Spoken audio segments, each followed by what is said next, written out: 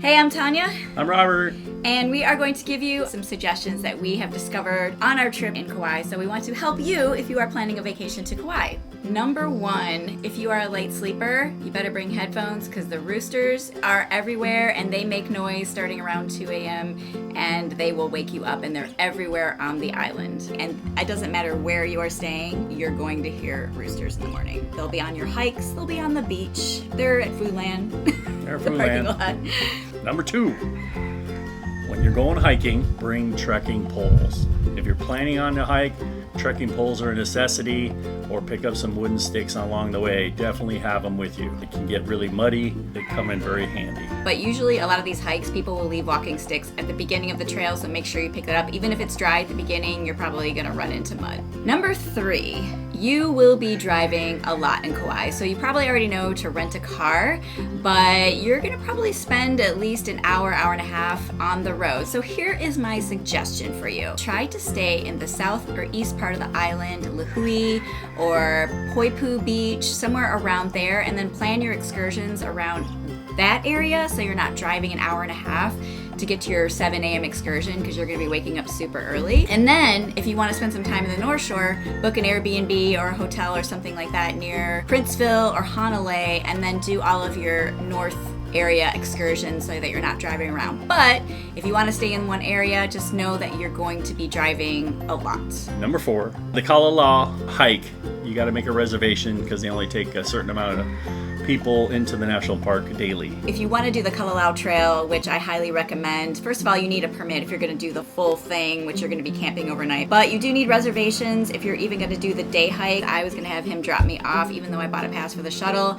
And even though I reserved it and then I had the pass, they still turned me away and I had to go back to the shuttle because they have to validate it. So just make sure you know everything before going to the Kalalau trail, because you do not want to be turned around, because you do not want to miss it. The views are absolutely amazing and it is completely worthwhile to do that. So number five, make sure you buy or bring water/hiking shoes, because there's a lot of hiking, which you'll enjoy, and there's a lot of mud and a lot of water, and you want the water hiking shoes. Definitely bring those. You're going to be treading through water, streams, mud, waterfalls, you name it, so make sure you have the right footwear. Because Rob here wore flip-flops during the Queen's Bath. Don't wear flip-flops. Wear water shoes, hiking shoes. So number six, oh, there's a gecko. There's two geckos. Number 6 on our list is try to book your excursions early in the morning, even though it's kind of painful, but the roosters will wake you up, so you won't have a problem waking up,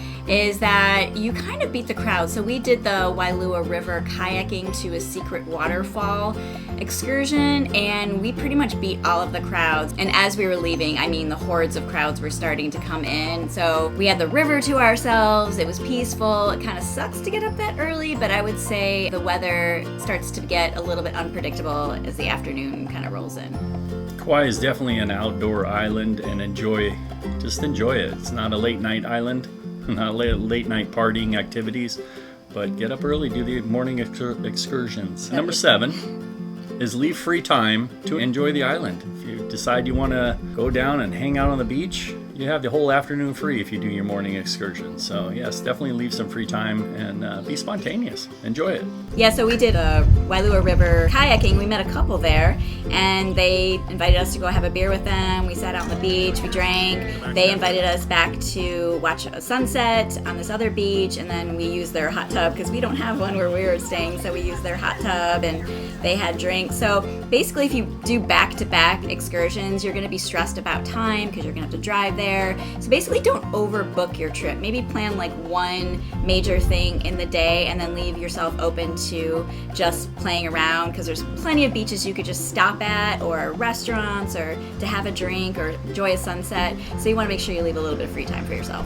Number 8, this is kind of, I guess it's not a super big, important one, but go to some of these fancier resorts if you're not staying in it to watch the sunset and have a drink. So most of these places are really, really nice. They have balcony set up, lanai set up, where you can sit and watch the sunset and then kind of enjoy the amenities they have there without actually paying the price of staying there. We were fortunate to be really close to a very high-end resort, the Princeville Resort, and we went there last night and Sunset was beautiful, and it was just relaxing and definitely recommended. So number 9 on our list is if you are going to Queen's Bath, there is a path that goes down to it, but you really should be warned. We thought it was going to be like an easy path, but it turns out to be one of the muddiest hikes that we did, and it's not very long of a hike, but it's super, super steep and really, really muddy. Rob here wore flip-flops doing it and recommend it. cut his feet up pretty bad. And absolutely for sure, we didn't see anybody do it this particular time because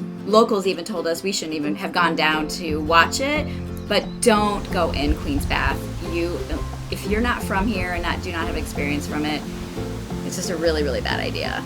Kauai is made for early risers. Enjoy the early excursions, enjoy the sunsets. There's no real nightlife. You can go out and have drinks, but get some rest, enjoy it. Roosters are gonna wake you. Get up, go out, enjoy the morning sunrise. Overall, Kauai is a fantastic island. Aloha from Kauai.